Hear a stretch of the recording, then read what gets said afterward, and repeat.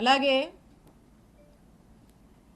కొంతమంది ఈయనను చూసుకొని అధికారులను చూసుకొని అర్జెంటుగా కయ్యానికి కాలు దూకుందామని చెప్పి వార్డుల్లో గ్రామాల్లో మా వైఎస్ఆర్ కాంగ్రెస్ పార్టీకి సంబంధించినటువంటి యాక్టివిస్టులు నాయకులు కావచ్చు కార్యకర్తల మీద కావచ్చు ఏదో కాలు దూకి ముందుకొచ్చి పిచ్చి పిచ్చి కట్టుకథలల్లి కేసులు పెడదాము గొడవలు పెట్టుకుందామని ముందుకు దూకుతున్నారేమో మీ ఎవ్వరిని మర్చిపోను.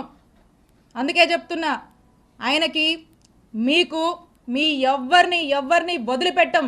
మీ సంగతి తేలుస్తాం, తేల్చి రాజకీయం చేసుకుంటామని తెలియజేస్తున్నా.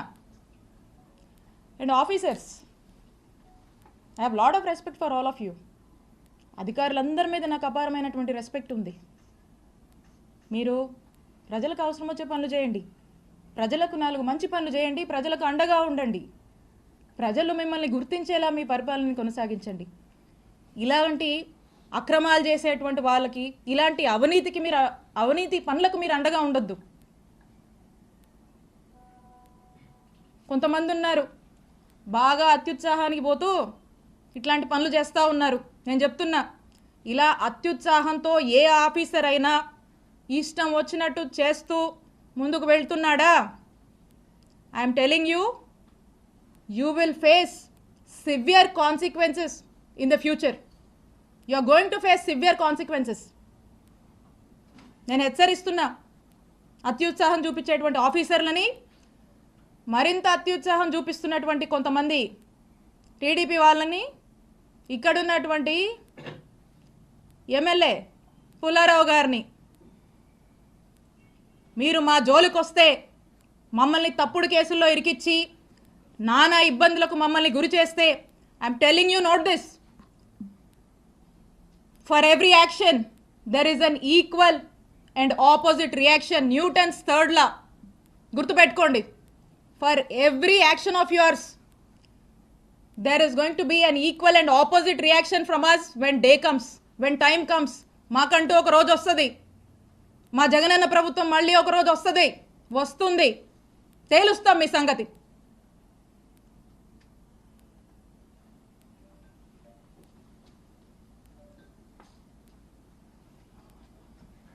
మేడం, మీరు ఆల్రెడీ కంప్లైంట్ ఇచ్చినట్టున్నారు, మీరు కూడా కంప్లైంట్ డీజీపీ, అది ఏమైంది మేడం? చూస్తున్నారు కదన్నా, నేను ఒక కంప్లైంట్ ఇచ్చి దాదాపు 4 నెలలు అయింది. ఈ 4 months నుంచి చూస్తున్నా దాని మీద నో స్టేటస్. వాళ్ళకి దాని మీద ధ్యాస ఉంటాయి కదా, అప్పుడెప్పుడో 2019లో అంట అది జరిగిన దాని మీద ఇప్పుడు కేసులు కడుతున్నారు.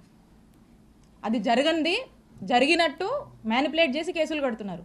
ఇప్పుడు మేము ఇస్తే ఆ కంప్లైంట్లు పట్టవంట వాళ్ళకి. సో ఖచ్చితంగా దీని మీద నేను పోరాడతాను, దీన్ని వదిలిపెట్టను. తొందరలో దీన్ని నేను ముందుకు వెళ్ళి న్యాయస్థానాన్ని కూడా నేను ఆశ్రయిస్తాను. గ్రావెల్ వ్యవహారం ఏదో ఉందని, స్కామ్ ఏదో చేశారని చెప్తున్నారు, ఆరోపణ వస్తూ ఉంది. ఏదన్నా గ్రావెల్ కి సంబంధించి ఏది? క్రషర్స్ కి సంబంధించి. ఓ రైట్. ఇప్పుడు మాట్లాడుకున్నాం కదా ఒక కట్టుకథ గురించి. ఇప్పుడు ఇలాంటి కట్టుకథే ఆ క్రషర్కి సంబంధించి కూడా. దీని స్క్రీన్ ప్లే, డైరెక్షను, ప్రొడక్షను, ఇదంతా ఎవరో ఏంటో దీని మీద మళ్ళీ స్పెసిఫిక్గా సమయం వచ్చినప్పుడు మాట్లాడి క్లియర్గా చెప్తా. ఇది కూడా ఇలాంటి ఒక కట్టుకథే. ఎప్పుడు ప్రజల్లో డిఫేమ్ చేయాలి, పదే హ్యూమిలియేట్ చేయాలి, భయపెట్టాలి, ఇబ్బంది పెట్టాలి, అల్లరి చేయాలి, అవాస్తవాలని వాస్తవాలుగా చూపించేటువంటి ఒక ప్రయత్నంలో భాగంగానే ఇది కూడా ఒక నెరేటివ్ బిల్డ్ చేశారు. దీని గురించి కూడా ఖచ్చితంగా సమయం వచ్చినప్పుడు నేను మాట్లాడతా. నేను ఒకటే చెప్తా ఉన్నా, నేను ఎమ్మెల్యేగా పనిచేశా, నేను మంత్రిగా పనిచేశా, నేను దేనికైనా ఏ ఛాలెంజ్కైనా సిద్ధమే. నేను ఏ రోజు ఏ తప్పు చెయ్యలా. నన్ను డైరెక్ట్గా ఎదుర్కోలేక, ఒక బీసీ మహిళగా నన్ను డైరెక్ట్గా ఎదుర్కోలేక, ఒక మహిళ అని కూడా చూడకుండా ఇబ్బంది పెట్టాలి అని ఇబ్బందికి పెట్టేటువంటి ఒక ప్రయత్నంలో భాగంగా ఇదంతా జరుగుతుంది. సో కాబట్టి ఖచ్చితంగా దీని గురించి సమయం వచ్చినప్పుడు మాట్లాడతా. నేను ఏ తప్పు చేయలేదు. మీరు ఏం ఎంక్వైరీలు వేసుకుంటారో వేసుకోండి, ఏమన్నా చేసుకోండి, నేను భయపడను, నేను తప్పు చేయలేదు.